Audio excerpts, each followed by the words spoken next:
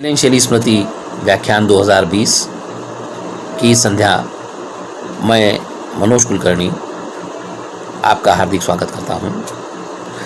साथियों, आज 31 जुलाई है, हिंदी साहित्य के महान पुरोधा मुंशी प्रेमचंद का जन्मदिन। हमें लगता है कि ये बड़ा मौजूद दिन है कि हम इस सवाल पर चिंता करें कि आज का जो दौर हमारे देश में है उसमें साहित्यकारों के संयुक्त मोर्चे की कितनी ज़रूरत है। मित्रों, हम सब वाकिफ़ हैं कि पिछले कुछ वर्षों में हमारे देश के राजनीतिक, सामाजिक, सांस्कृतिक, आर्थिक हालात बहुत तेज़ी से बदले हैं। वे चिंताजनक होते जा रहे हैं। पिछले कुछ वर्षों में सांस्कृतिक राष्ट्रवाद के नाम पर बहुसंख्यक की सांप्रदायिकता को जिस तरह से पोसा गया है, उसने न केवल अल्पसंख्यक वर्गों को बल्कि समाज के हाशिए पर रहने वाले अन्य समुदायों, जिनमें दलित, आदिवासी, महिला और अन्य अस्मिताओं के जो समूह हैं, उन्हें और दलित और वंचित और पीड़ित बनाया है।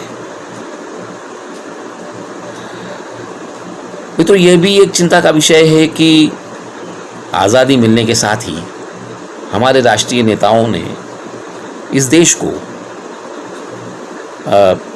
आधुनिक राष्ट्र राज्य बनाने की जो परिकल्पना संविधान में पेश की थी, जिसमें स्वतंत्रता, समानता, भाईचारा, न्याय, गरिमा, जनतंत्र और धर्मनिरपेक्षता जैसे मूल्यों को तरजीह दी गई थी,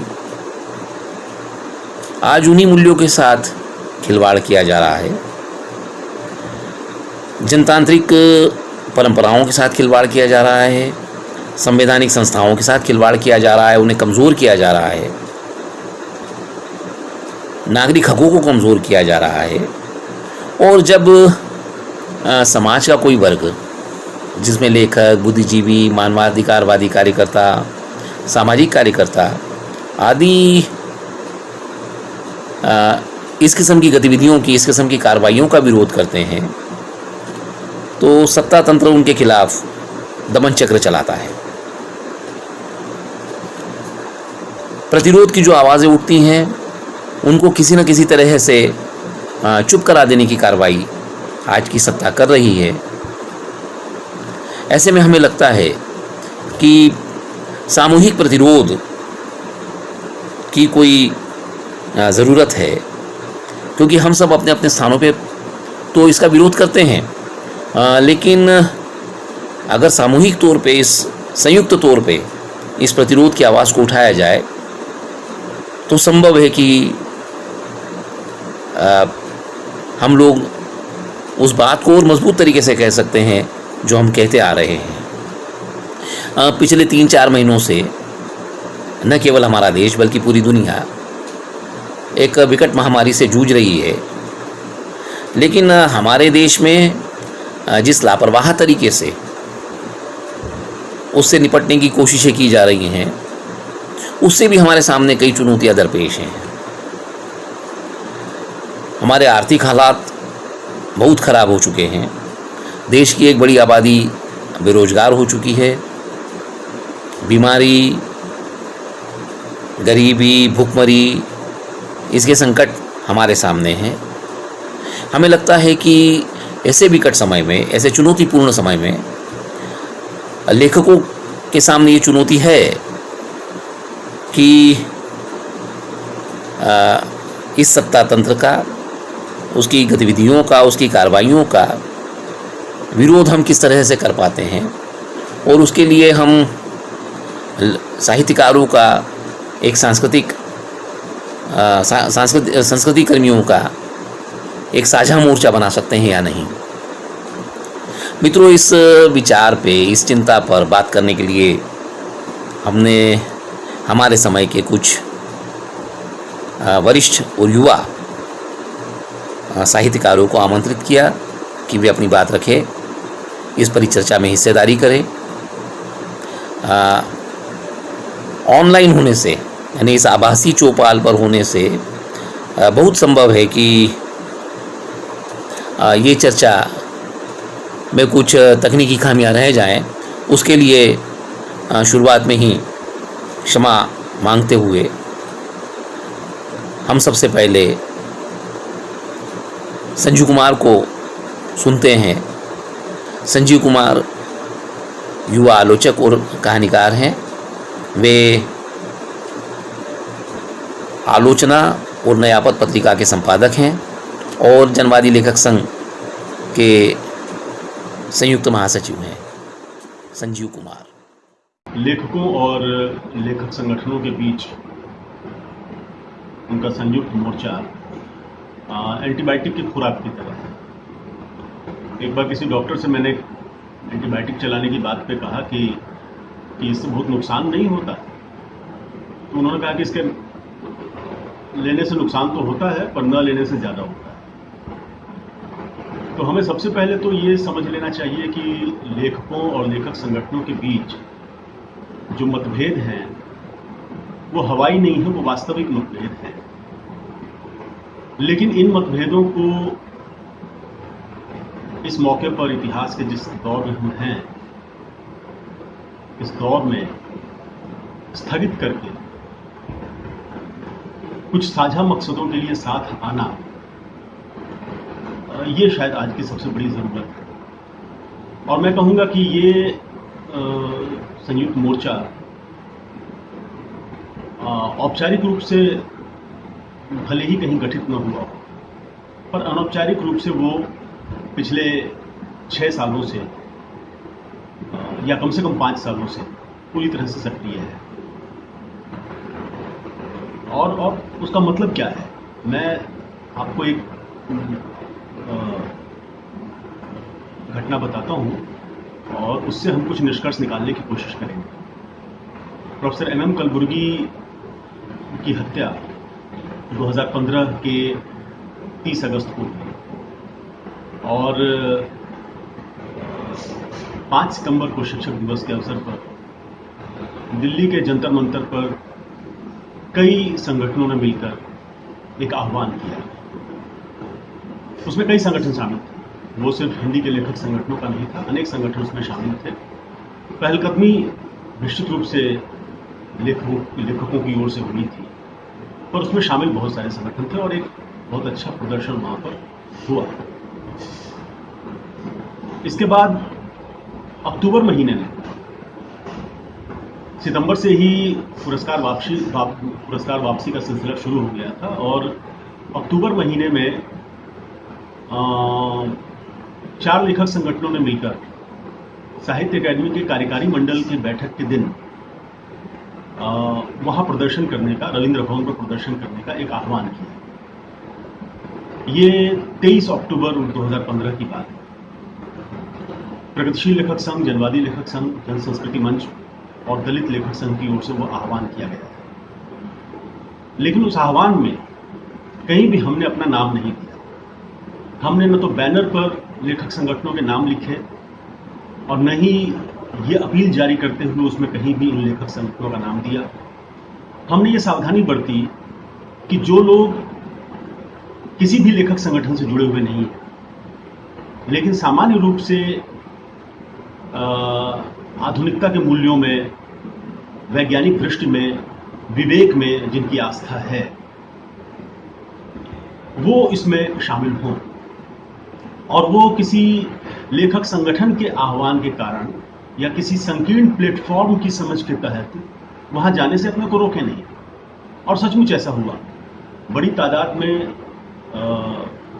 मंडी हाउस में श्रीराम सेंटर के सामने लेखक संस्कृति कर्मी इकट्ठा हुए और वहां से मुंह पर काली पट्टी बांधकर एक मौन जुलूस बहुत छोटी दूरी के लिए निकला रविंद्र भवन के गेट तक के लिए, जो कि गोल चक्कर घूमकर जाने पर भी बमुश्किल 200 मीटर का रास्ता है, 200-250 मीटर।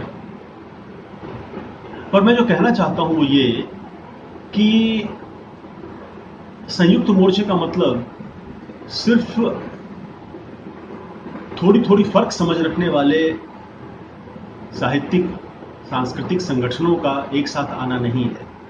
उसका मतलब ऐसे स्वतंत्र संस्कृति कर्मियों और लेखकों का भी उस साझा मकसद को लेकर, उस कॉमन कॉज को लेकर साथ आना है जो किसी लेखक संगठन से जुड़े हुए नहीं है। तो ये इफेक्टिवली मुझे लगता है कि 2015 के सितंबर अक्टूबर महीने से चल रहा है। और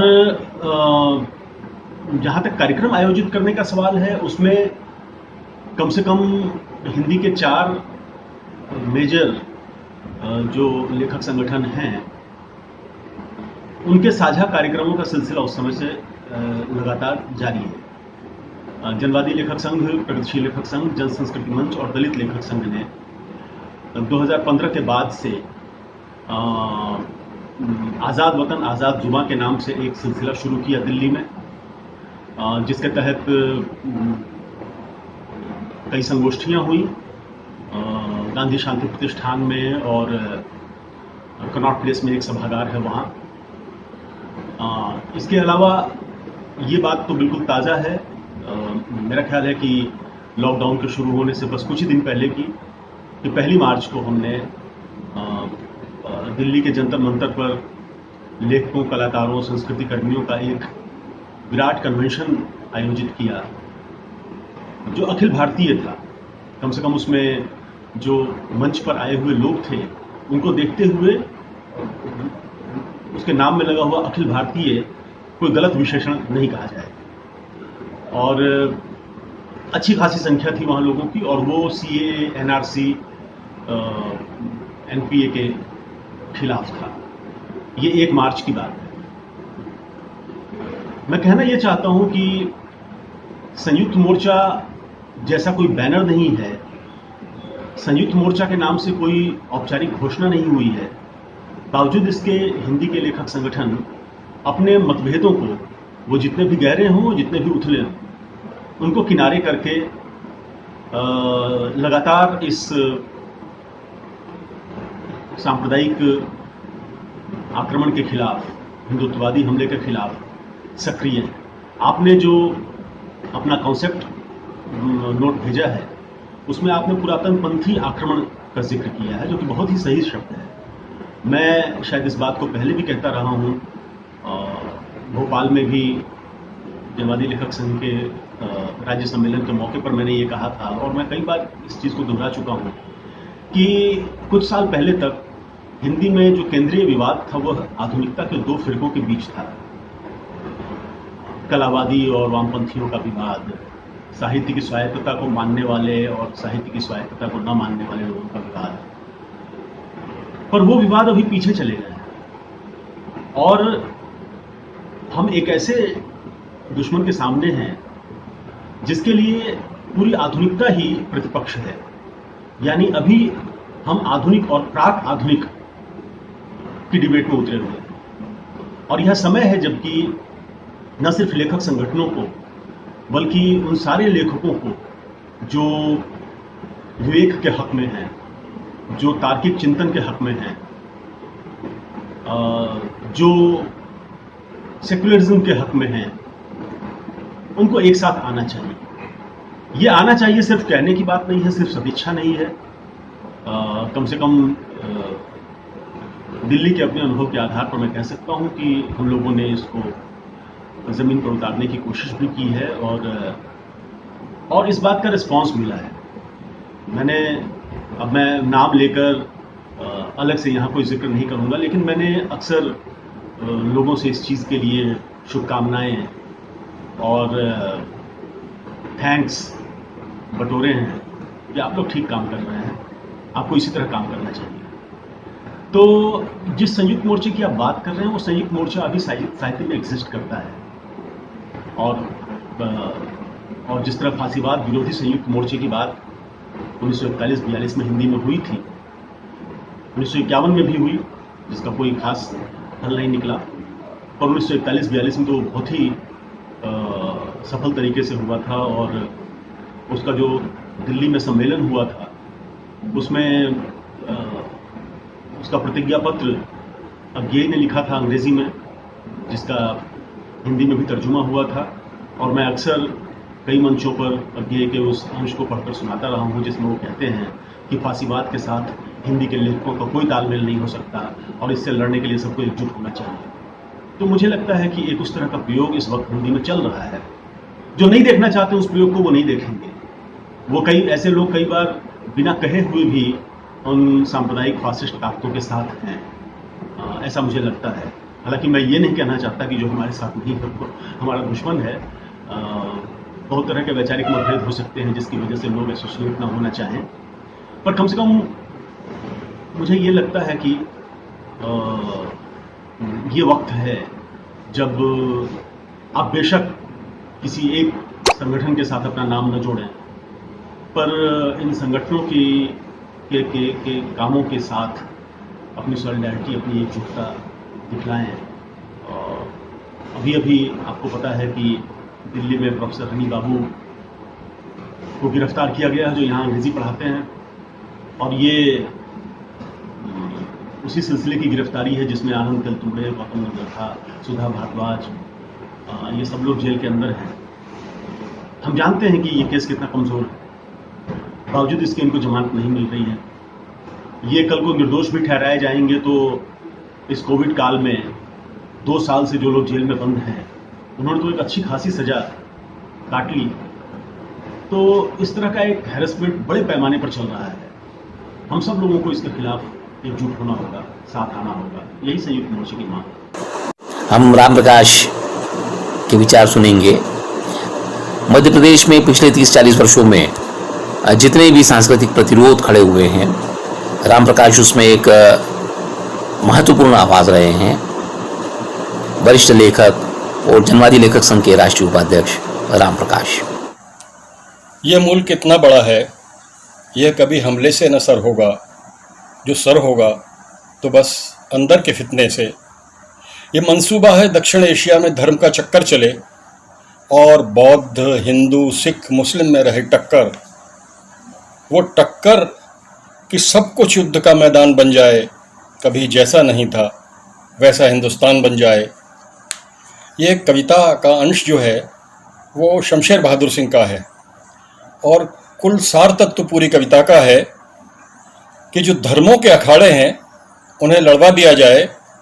ज़रूरत क्या है कि हिंदुस्तान पर हमला किया जाए। भारत ने एक लंबी लड़ाई स्वतंत्रता संग्राम की लड़ी और वो साम्राज्यवादियों के खिलाफ लड़ी। और साम्राज्यवादियों को केवल हिंदुस्तान के अंदर नहीं, केवल एशिया के अंदर नहीं, बल्कि दुनिया भर में उनको परास्त करने की एक तरह की मुहिम हिंदुस्तान की जंग आज़ादी से शुरू हुई। ये एक बड़ी बात है। तो हिंदुस्तान इतना बड़ा बाजार था, हिंदुस्तान इतनी बड़ी जनसंख्या थी, हिंदुस्तान के ऊपर लालची नज़रें इतनी बुरी तरह लगी हुई थी कि वो लोग हिंदुस्तान को कब्जे में करना चाहते थे। वो सारी साम्राज्यवादी ताकतें हिंदुस्तान को अपने कब्जे में करना चाहती थी। लेकिन एक एरा ऐसा था जब ये संभव नहीं हो सका। बड़ी लीडरशिप थी जिन्होंने स्वतंत्रता संग्राम में बहुत अग्रगामी भूमिकाएं निभाई थी, वो बड़ी लीडरशिप थी, उसके सामने बहुत ज़्यादा वो सफल नहीं हो पाए। लेकिन धीरे धीरे औद्योगिक बड़े बड़े घरानों ने, अंतर्राष्ट्रीय वित्तीय पूंजी ने, राष्ट्रीय स्वयंसेवक संघ और भाजपा के साथ गठबंधन किया। नतीजा ये हुआ कि आज की तारीख में जो मुद्रित और प्रिंट मीडिया है, जो प्रिंट मीडिया है और जो इलेक्ट्रॉनिक मीडिया है, ये दोनों मीडिया केवल एक व्यक्ति के नाम का स्मरण कर रहे हैं, नाम का जप कर रहे हैं, एक ही व्यक्ति की केवल प्रशंसा कर रहे हैं और ऐसा अंध समर्थन कर रहे हैं जिसमें कोई मूल्य कहीं नजर आते ही नहीं है। राजनीति इतनी खराब हो गई है कि समझ में नहीं आता कि कौन किस पार्टी के अंदर है। विचारधारा तो बिल्कुल सतह पर चली गई है। आदर्श राजनीति के बिल्कुल धराशायी हो गए हैं। कब कौन किस पार्टी में चला जाए कुछ पता ही नहीं है। एक शेर है, उसी को जीने का हक है इस जमाने में, इधर का लगता रहे और उधर का हो जाए। मैं इसमें ज्योतिरादित्य सिंधिया या सचिन पायलट का नाम नहीं ले रहा हूं। यह एक प्रवृत्ति है। यह प्रवृत्ति राजनीति के अंदर इतनी अच्छी तरह प्रवेश कर गई है जिसकी कोई सीमा नहीं। अब ऐसे समय में हमारे स्वतंत्रता संग्राम के आदर्शों और मूल्यों की रक्षा करने के लिए, अपने संविधान की रक्षा करने के लिए, संविधान की प्रतिज्ञाओं की रक्षा करने के लिए हमारे देश के लेखकों को, कलाकारों को, संस्कृति कर्मियों को, चित्रकारों को, संगीतकारों को, इन सबको क्या करना चाहिए? इनका क्या कार्यभार है? इनका क्या दायित्व है? क्या इन्हें खामोश हो जाना चाहिए? ये सही है कि ये तमाम सारे जो तबके हैं, इनमें कोई एक विचारधारा नहीं है, इनमें बहुत सारे मत भिन्न हैं, वैचारिक भिन्नताएं हैं, लेकिन न्यूनतम एकता के द्वारा तो हमको एक मंच पर खड़े होना चाहिए अपने देश की रक्षा के लिए, देश की अस्मिता की रक्षा के लिए, देश की प्रभुसत्ता की रक्षा के लिए। एक हमारे पुराने मित्र अरुण शिरढोणकर की कविता है जिसमें उन्होंने कहा है कि मैंने अपने देश की आत्मा निकाल करके अमेरिका के राष्ट्रपति के जूते के सिकतलों में फिट कर दी है, और जब भी चलता हूं तो अपनी आत्मा को कुचलते हुए चलता हूं। तो इस तरह की भावनाएं लोगों के अंदर पैदा होने लगी हैं।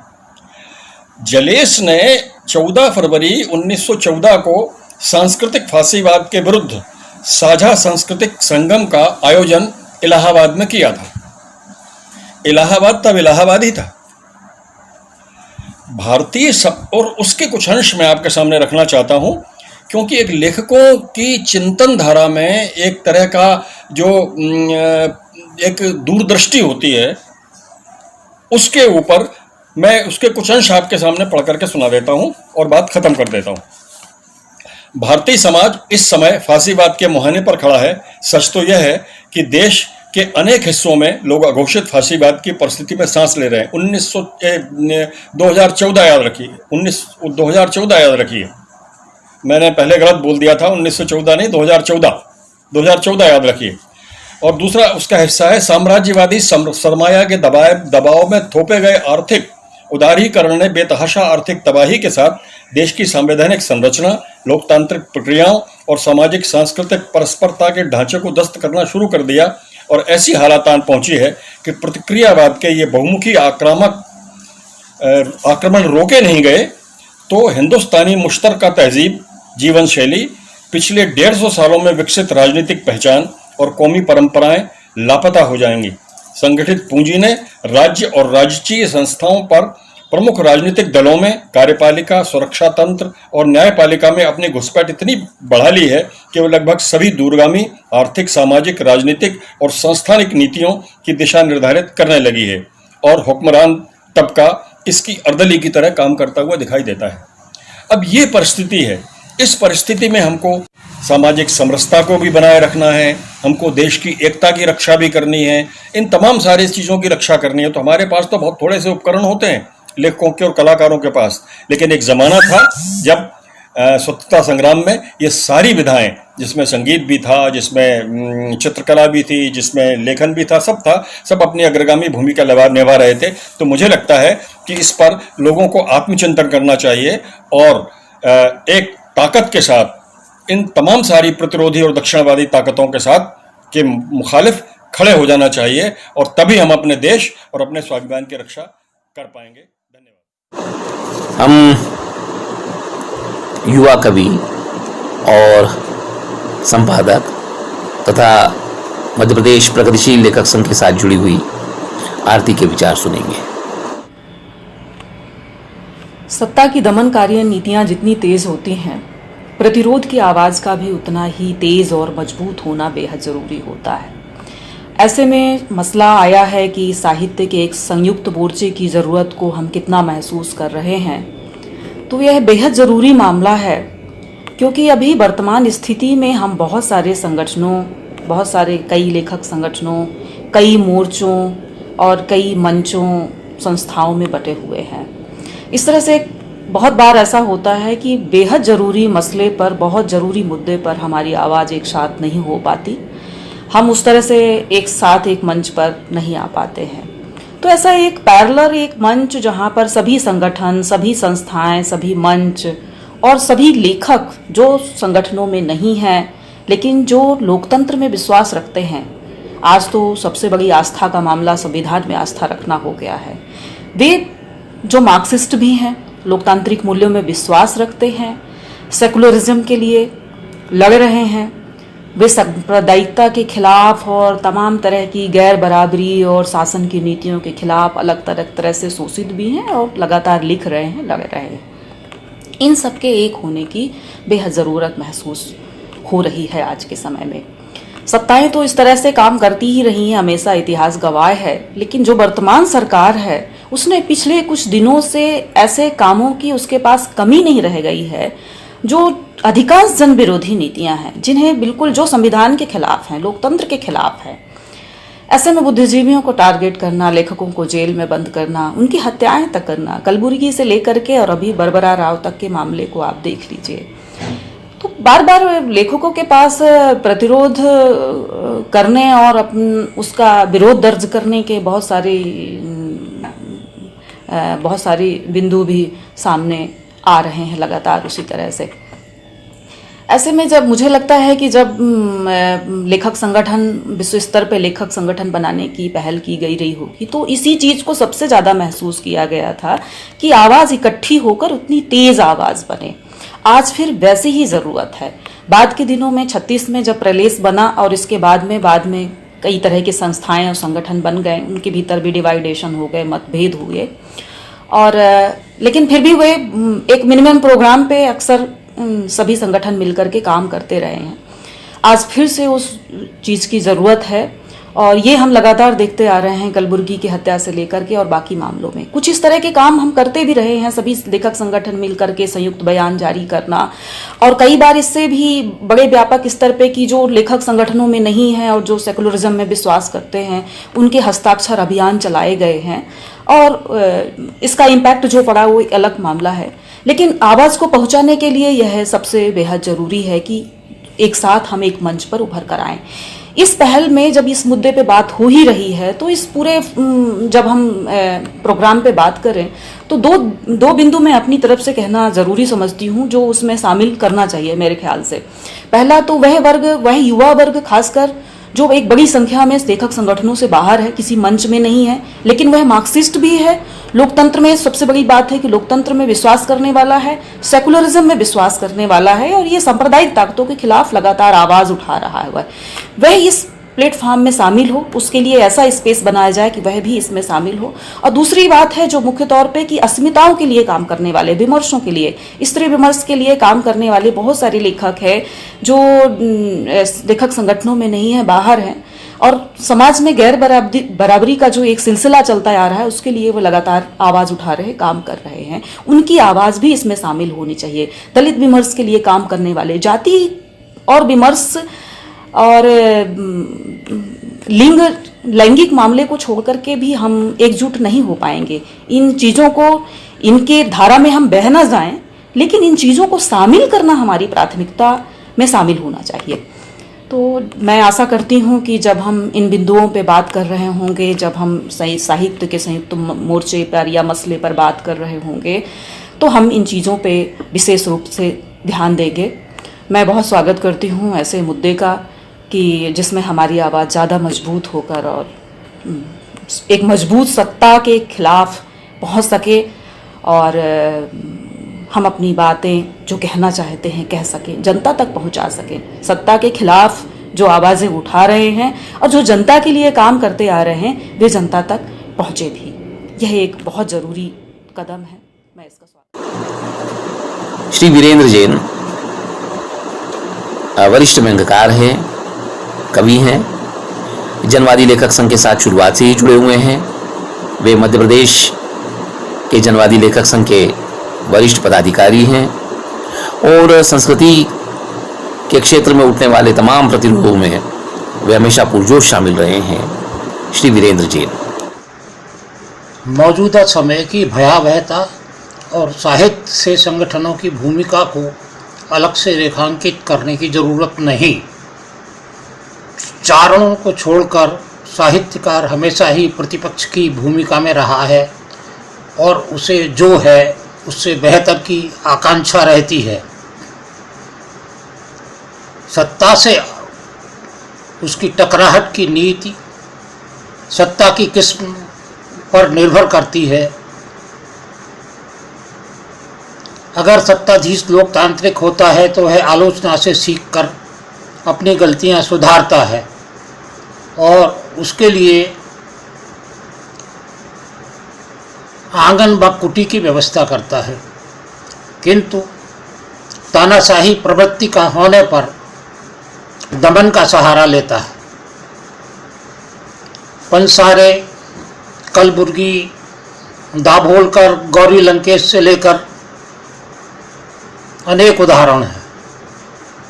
साहित्य और अन्य संवेदनशील कलाओं से जुड़े लोगों को एक अकेली लकड़ी की कमजोरी और उसके गट्ठर की मजबूती वाली कहानी दोहराने की ज़रूरत नहीं है। मेरा फ्लैट एक बिल्डिंग के ग्राउंड फ्लोर पर है और मैं देखता हूं कि बच्चे चौथी मंजिल पर रहने वाले अपने साथी को नीचे से बुलाने के लिए एक साथ खड़े हो अपने हाथों का शंख बनाकर और मुंह को ऊपर कर जब सोनू की आवाज़ लगाते हैं तो तुरंत उत्तर मिलता है। दिल्ली ऊंचा सुनती है और उसके दमन के खिलाफ एक स्वर में आवाज़ गुंजाने की ज़रूरत आज पहले से अधिक है।